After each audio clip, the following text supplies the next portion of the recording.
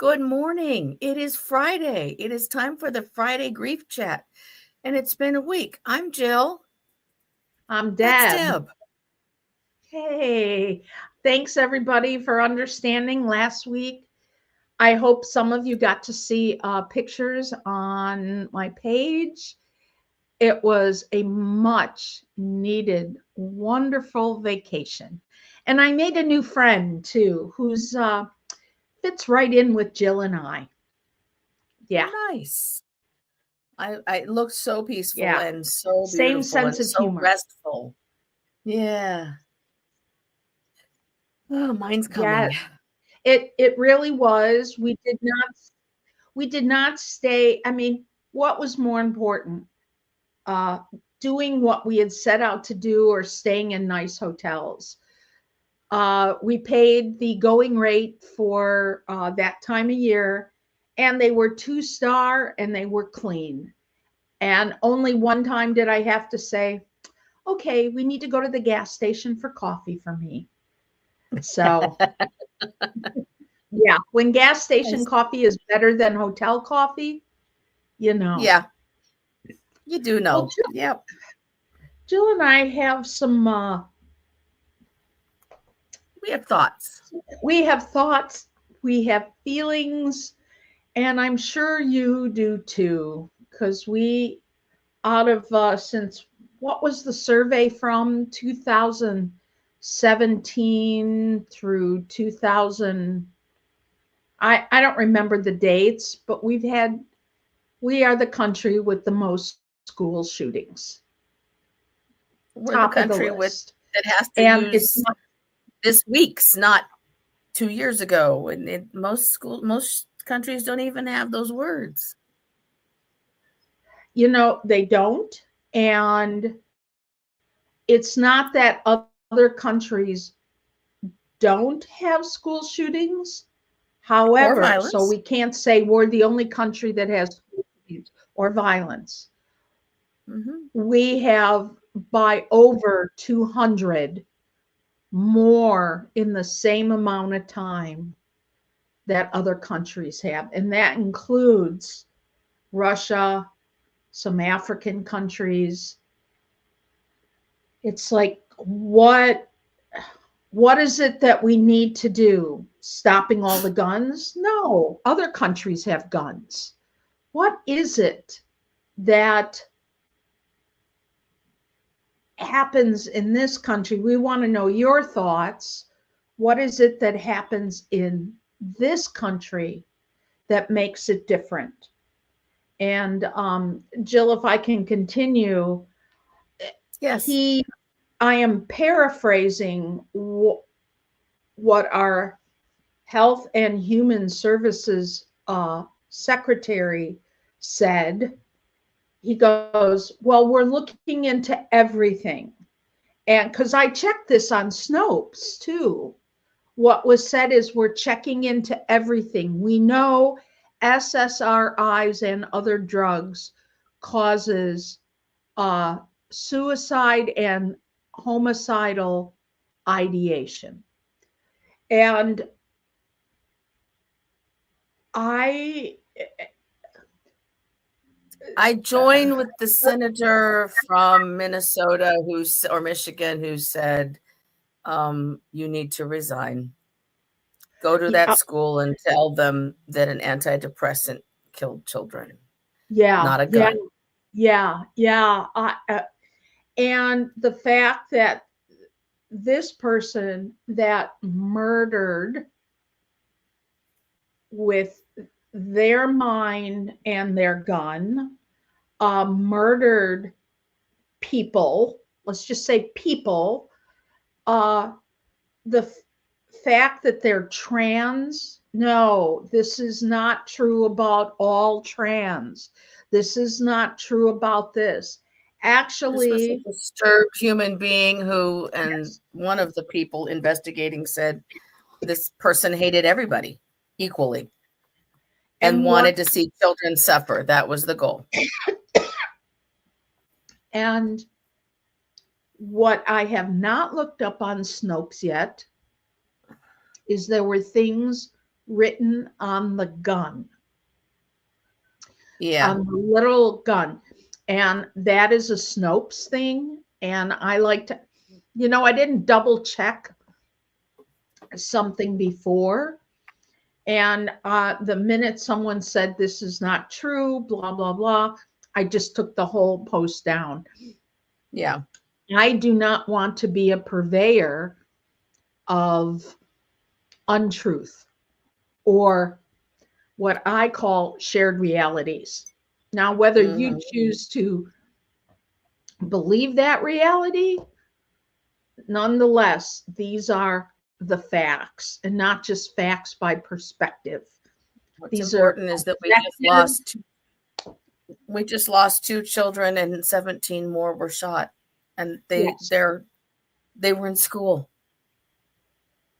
It was their 3rd day of school. Mm-hmm. Is that today or the other day? That was the other day. That was The their other day those at the children. Annunciation Church. Yeah. That picture of that mom running toward the school with her heels in her hands, that's gone round the world, that I posted on our page, says it speaks to every one of us, whether we're moms, grandmas, or none of the above. It's that I need to get there. I need to get there, and And did I tell them I loved them when I dropped them off, or did we have a fight because they didn't get their uniform on in time? Right. All the things that other parents don't have to think about most other places. That's right. I have a dear friend who is also a therapist who said, and today I had to figure out what's going to happen with my child who's a brittle diabetic if there's a lockdown. Uh-huh. Yeah, exactly. What do you do with that? What do you do with that? And, because even if you put the glucagon or whatever into their backpack, when there's a shooter, you don't get to take your backpack. Right. You never get to do, and you don't take your purse. You don't take this. Maybe some people bring their phone. We've heard instances where they're talking and saying goodbye, but you don't get to bring your glucose tablets. So, yeah. So you were going to read the poem from Amanda for us. Yes, I am. And sometimes using my phone next to my laptop changes the Wi-Fi connection, but we'll see what happens. It's called Hymn for the Hurting by Amanda Gorman. And if you remember Amanda Gorman, she was the poet laureate for Barack Obama and his second inauguration. I believe that's correct. Hymn for the Hurting. Everything hurts. Our hearts shadowed and strange, minds made muddy and mute. We carry tragedy, terrifying and true. Yet none of it is new. We knew it as home, as horror, as heritage. Even our children cannot be children, cannot be. Everything hurts. It's a hard time to be alive, and even harder to stay that way. We are burdened to live out these days while at the same time blessed to outlive them. This alarm is how we know we must be altered, that we must differ or die, that we must triumph or try. Thus, while hate cannot be terminated, it can be transformed into love that lets us live. May we not just grieve, but give. May we not just ache, but act. May our signed right to bear arms never blind our sight from shared harm. May we choose our children over chaos.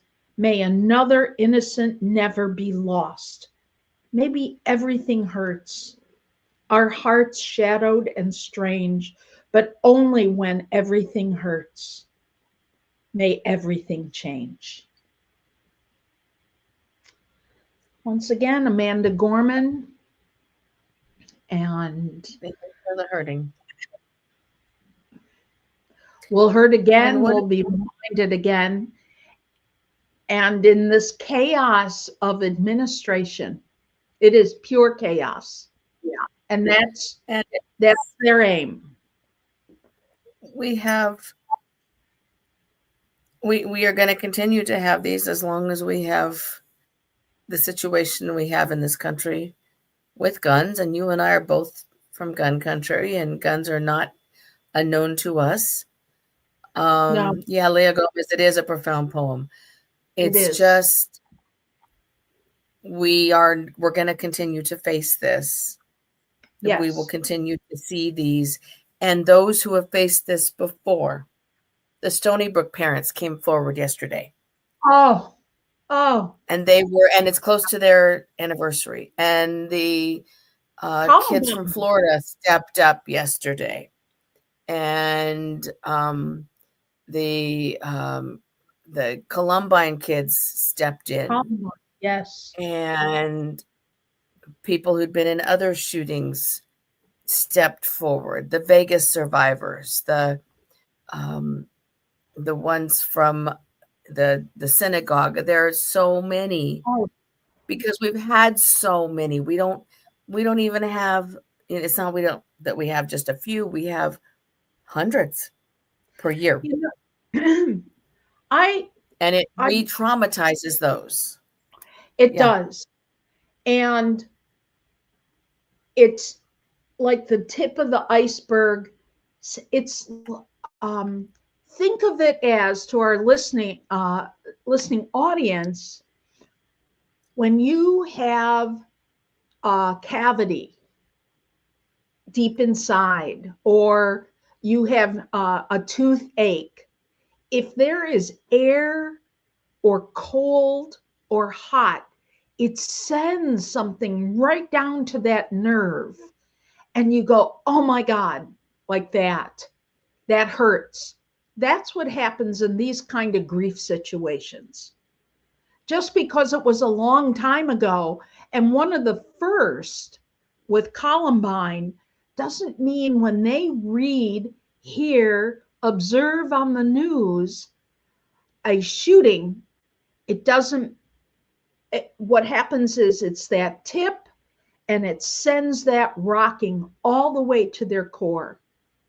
Right. And it's so, you ask, when will it stop? And nobody has any answers. You ask. It will, the immediate impact will recede, but when there's a new event, it just there's no way to account, and you don't have warning. Right, you don't have warning for it. You can have warning. The Sandy Hook families, they know that the anniversary is coming up. They can prepare emotionally for that. The Pulse survivors, they can prepare emotionally for that. Not for DeSantis erasing them, but for the anniversaries. And Ian's right. This is becoming normalized in society. So we need to denormalize it. And we also need to make sure that we are looking out for anyone that you might know who might have an attachment to a prior incident. Mm-hmm. Read that mass killing. Who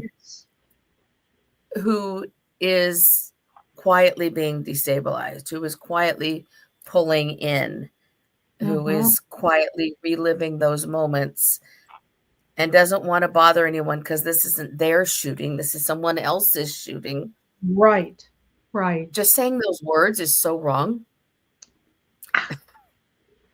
Right. we need to keep an eye out for all of those folks who have scattered around the world, right? That's right. And we need Right. to reach out.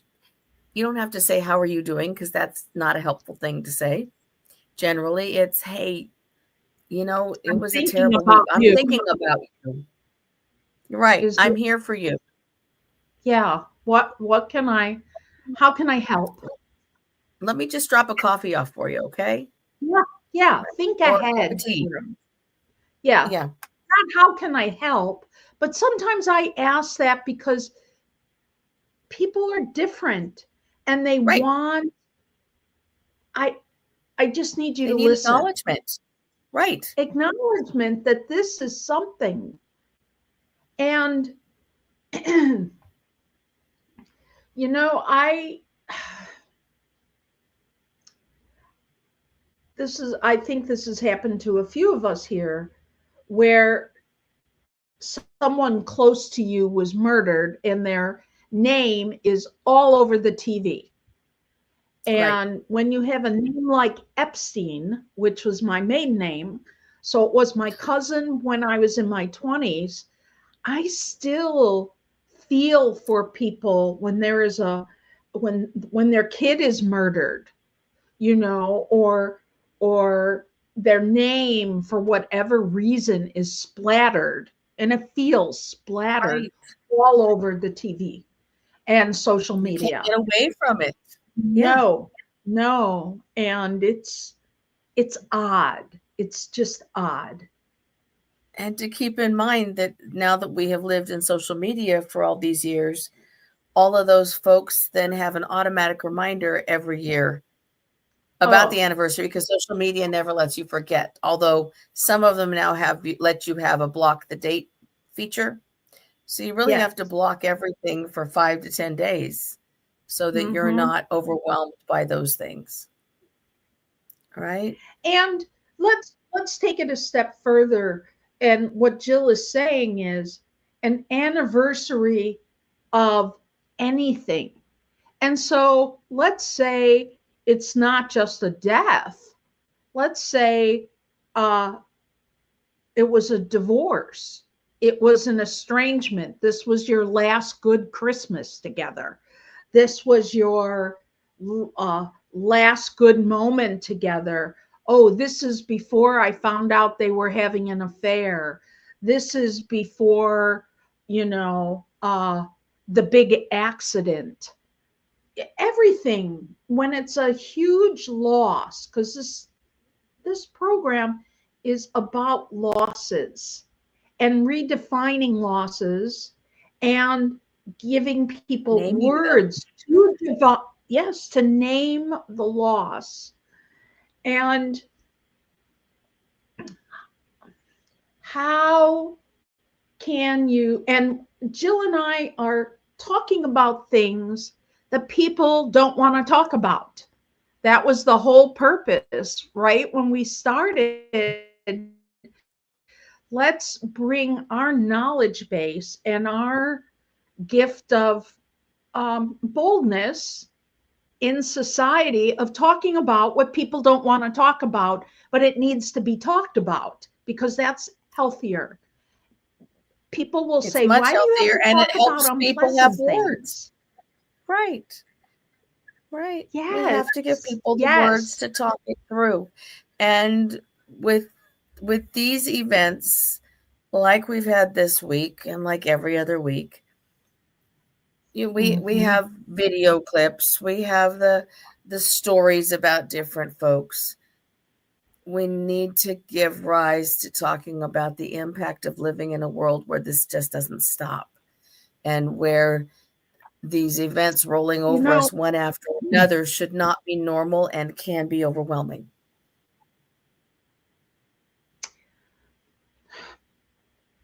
there was something else I saw on social media and I checked it out.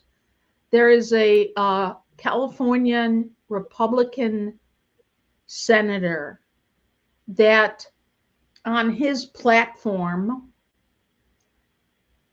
he stood in front of a picture from a concentration camp. Not sure if it was yes, Auschwitz or someplace else. Yeah, no, that was real. It was very real, and said, "This is my idea of unemployment." I don't even know what that means, but the fact that I don't know if he thinks he's funny or he's and he serious. defended it afterward. Yeah. Who defends things like that? Why would you defend that? Well, maybe it is time. While I don't like to believe that there are really nasty people out there, I am finding more and more there are people that need to shut up. I know it's free speech. Free speech. Great. You are free to say that someplace else. Mm-hmm. I have to say at moments like that, there are times I just need to go, wait, this is just too much. And I agree, Paul. And so there's a guy called Misha on TikTok and YouTube. Him. Yes. And Misha just he's like, he'll occasionally, talk about things that are really and frequently unpleasant, but he calls out the unpleasantries. He also looks for the positives and doesn't create an echo chamber. And that check-in with the non-echo chamber and with the positive and did you really just say that kind of a thing? I appreciate that perspective. I do. And we need more of that. Right? He's not afraid. He reports always. That's his social media platform. I can't remember what it is, like don't piss off a gay man or something like that. But he reports back when he stands up to verbal ignorance. Right. And actionable ignorance. And he has some sharp-witted tongue there. I don't know what he sharpens it on, but he is amazing with his wit and his comebacks. I mean, I'm good. I am not that good. And he really does. And it doesn't matter. And people think, well, maybe he just stays on for other stuff, he doesn't just stand up for being gay. He stands up for everyone. And when people are, oh, thank you, Paul. Thank you. And, it just, I do stuff in public. I've done it in private. People have been angry, but I'm like, stop doing that. Or did you really just say that? I can't believe you just those words just came out of your mouth. Yeah. Or, and it's harder when it's family members. Right. I remember hearing another family member, after I work with the grandkids, and this is, extended family. When I work with the grandkids, and they always knew sharing is what? Sharing is caring. And I would give examples before we start a project and all this. Meanwhile, you have this other family member saying, I know I'm selfish and I'm going to be this way. And all I could do is have wide eyes, because anything else you say puts down the other person. And, it is what it is. So, yeah, sorry I'm going on about this because There have been people that say, well, people are afraid of you, or you don't have, you have your personality is XYZ. I'm sure you've gotten that too, Jill. I've heard not infrequently, you have a lot of personality. You have a lot of personality. Yep. I do. And sometimes I do need to pull it in, and sometimes I need to take and take a breath and just listen. But there are times where you just need to be able to be who you are and to be able to use that to help somebody else. That fearlessness, and that being able to say, that was a really cruel thing you said with, let's use the senator that we were talking about. Why would you ever use a picture of the Holocaust and say those words? This is what unemployment needs to be or looks like to me, or whatever the case is. That is just mean. And, with women speaking up, we get labeled. Men don't get labeled when they say asshole stuff like that. Do you know where the term hold your tongue comes from? No. Hold my tongue. There is a device that was around starting in around the 1500s. It was borrowed by a particular TV show of late with red capes, and it was a cage that went over the head, and it had a spike that inserted into your mouth and grabbed the tongue, so that if you tried to talk, and they would put that on a woman and then put her in the public square. That was where hold your tongue comes from. I did not know that. Right, Paul? And surprisingly enough, again, it was like the TV show term related to the width of your finger is that comes from you were not allowed to beat a woman with something that was bigger than the width of a man's thumb. Right. There's a lot of that. But yeah, that's where hold your tongue comes from. And we are not known for that, Deb. No, we are not. No. Because we need to speak out. And right now we need to speak out to support those who are hurting. And we need to give those who are still hurting from old times from this, the words to be able to say this. I know somebody else just had a loss, but I need some support too right now. Yes. Right. We need to be able to give those folks freedom to raise their hands and say, notice me, this hurts me. I'm hurting for them, but it's opening that up again. Mm-hmm. That's right. Right. That's right. Mm-hmm.